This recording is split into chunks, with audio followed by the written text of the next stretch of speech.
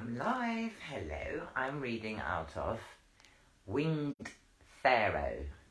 It is the first far memory book written by Joan Grant. Joan Grant lived between 1907 and 1989, and she wrote books of her far memories. This one plays in ancient Egypt. As you can see, it's quite old. I've read it before, but I remember it was a beautiful book, but I don't remember it in detail. Hence, I'm reading it again. It's a story of ancient Egypt, the time of the first dynasty. It's called Kham, and also the two lands. They lived according to the code. It took 12 dynasties later for this to return. Joan is here. A young girl, well at the moment she is little, and her name is, I always have to look up her name again, Seket Ara, the Meadow of Ra. It's also a place, and her parents gave her this name. Her parents love each other very much. We are here in the fourth chapter, Neyah'S newest adventure. Neyah is her brother, who's 3 years older than her. Sometimes Ma'ata used to take Neyah and me for walks along the riverbank. It was quite a long way from the palace, so we usually went as far as the river in a litter. We used to see the fishing boats and want to go on to them, but Ma'ata wouldn't let us. One day Neyah told me that he wasn't going to have Ma'ata interfering with what he wanted to do, and if I liked, he would let me join him in his newest adventure. And I said, of course I'd like it. It wouldn't be a proper adventure without me in it. So the next morning, we got up very early when it was only just beginning to get light, and we put on our very oldest clothes so as we look like village children. First we climbed over the wall of the vineyard and picked 4 of the best bunches of grapes. Neyah carried them, and I took some figs and put them in the napkin with the 4 little loaves of bread that I'd hidden in my room the night before. We walked a very long way until we came to the river. A little way along the bank there were some fishermen getting their boats ready. Neyah went up to the oldest of them and asked if he could exchange some fish for the grapes. The man said that he would, but we were too early, for he only just setting out to spread his nets. Neyah pretended to be very surprised and said sadly, "Well, we have to wait until you come back, for we dare not go home without fish, or our uncle will be angry with us." And then he said, "Can my sister get into your boat, just for a moment? She has always longed to go in one, and then we'll just sit on the bank and wait until you come back." The fisherman seemed to be fond of children. He told us that he had 5 of his own, and he said, "If you are very good and sit in the bottom of the boat, don't get in my way, you can come both with me." So we thanked him very much and jumped in quickly before he could change his mind. The nets were piled up at the bottom of the boat and smelt very fishy. The boat was very clumsy. It had no paintings on it, and the sail was stained and patched. But the wind soon took us out into the middle of the river. The nets were thrown over the sides, and they trailed out beside the boat while it moved slowly downstream. The fisherman was a very nice man. I didn't like to ask him his name in case he asked us ours, and we hadn't arranged what we would say. He let Neyah hold the steering oar for a bit, and I made a face at Neyah to remind him that he mustn't show he knew how to do it, because we had both said we hadn't been in a boat before. Then I asked the fisherman if he would sing us one of the songs we had heard from the bank, but never clearly enough to hear the words. He said he had a nice voice, very loud and deep. The song didn't have much tune, just 2 or 3 notes, like a sort of chant. "Oh, my nets swing widely for your master, call us called to the fish that we could give them shelter from the monsters of the river. O fish, leave the caverns of the reeds and drowse in the shadow of my boat. Blow softly, wind, so that my boat glides through the water, quiet as a naked girl swimming at sunset. O fish, hear me and join your brothers in my net, so that it be weighed with silver, so that all my family rejoice with me.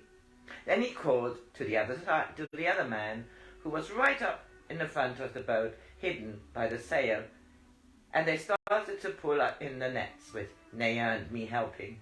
The fish poured over the side in a wriggling silver flood.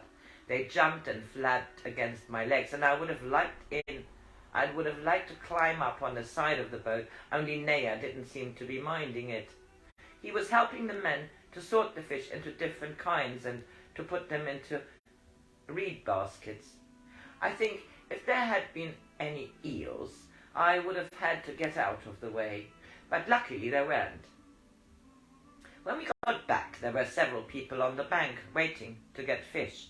For a moment I was afraid they might recognize us, but I looked at Neyah and was sure we were all right, because there were scales all stuck to his arms and smears of fish blood on his forehead. Neyah tried to give the fisherman the grapes as a present for asking us out in his boat, but he laughed very friendly and said, "You shall have 4 fine fish for the grapes, and 2 extra for helping me, and you can come out with me any time you like. Ask any fisherman where Daz is, and they will always tell you where to find me." Then he threaded 6 fish on a reed through their gills and gave them to Neyah. We thanked him very much for everything and set off home. It seemed a much longer walk than it had been on the way out. I got tireder and tireder, and the loop thong of my sandal broke, and every time I walked it flapped, and then a stone got in and cut my foot. Neyah knew how tired I was, but he said it was just one of those things that thinking about made worse. And I said, "Well, you haven't got a sore foot, and when I've got a sore foot, it's the thing I think about." And Neyah said, "If you fuss about a foot, you'll never be able to come with me when I'm a warrior. Warriors are always getting spears stuck into them and arrows, and quite often they get hit by mace heads. But they're so brave. They hardly notice it. They certainly don't make a fuss." Sorry. After that, I would have gone on walking until my feet were worn right off. It must have been much easier being born a boy, because then you don't have to keep on pretending to be brave, to get taken on adventures. You just go anyway. Then Neyah said, "I'll tell you a new story. Listen very hard and you'll forget about being tired." In the middle of a garden, there was a very large and beautiful pool. It was tiled in turquoise color, and fresh water always ran into it through a little stone channel and out again through a grit at the other end. In it there lived a lot of very fat, contented fishes, and one little scarlet fish. The big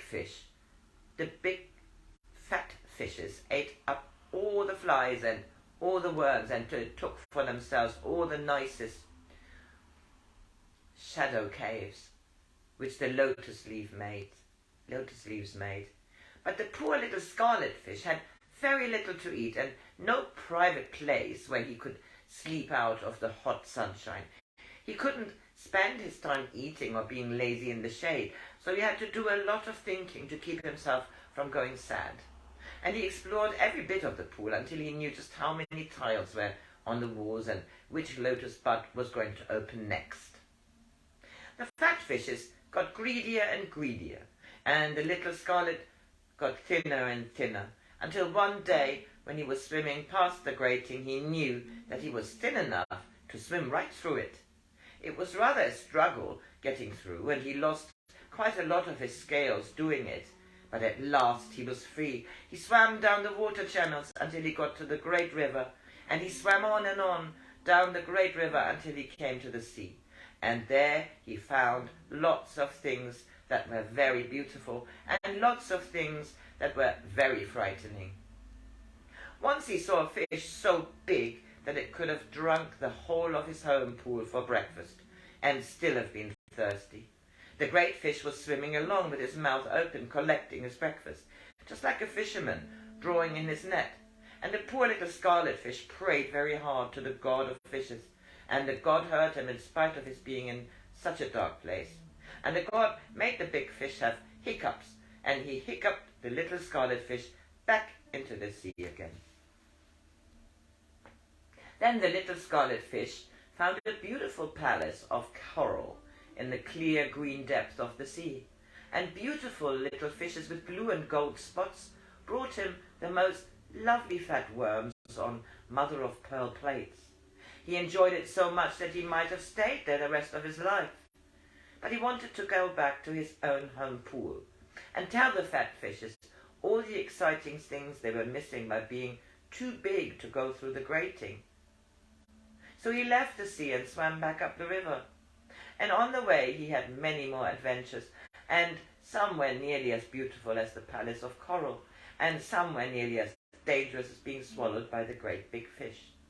And he swam up the long river and up the water channels until he came to his own grating. And now he was so thin from all his adventures that he got through it quite easily. He thought everybody would be very surprised to see him again, but nobody had even noticed he had been away. He swam up to the big fairy fat fish, who was the kingfish of the pool, and he said, "Stop eating and blowing bubbles and listen to me, you fat and foolish fish. I have come to tell you of all the wonderful things that happened to me on the other side of the grating, and I shall teach you how to grow thin so that you too may go upon the same journey and become as wise as I am." The fat fish swam towards the grating, and when he saw the bars were so close together that not even one of his fins would go between them, he blew 2 bubbles slowly and scornfully and said, "Silly little scarlet fish, do not disturb my meditations with your foolish chatter. I am much wiser than you are, for I am king of all the fish. How could you have got through the grating when even I cannot put a fin through it?" And the big fat fish swam back to the shadows under the lotus leaves. The little scarlet fish was very sad that nobody would listen to him, so he slipped through the grating and swam back towards the sea. Quite soon afterwards there was a drought, and the water channel ceased to flow. The fish pool got lower and lower until the fat fishes got more and more frightened, and they lay gasping in the mud at the bottom of the pool. And then they died.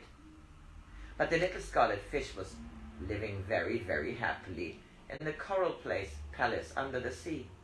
It was such a lovely story that I had forgotten about my sore foot. When Neyah had finished, we were at the edge of the vineyards. I took off my sandals and walked along the water channels beside the vines, and it washed the rest of the soreness out of my foot. Then I remembered Ma'ata and how cross she was going to be. So I said, "Neyah, do you think we should bury the fish or give them away to one of the gardeners so Ma'ata won't know where we've been?" And Neyah said, "No, it's such a good adventure. I'm going to tell Father about it.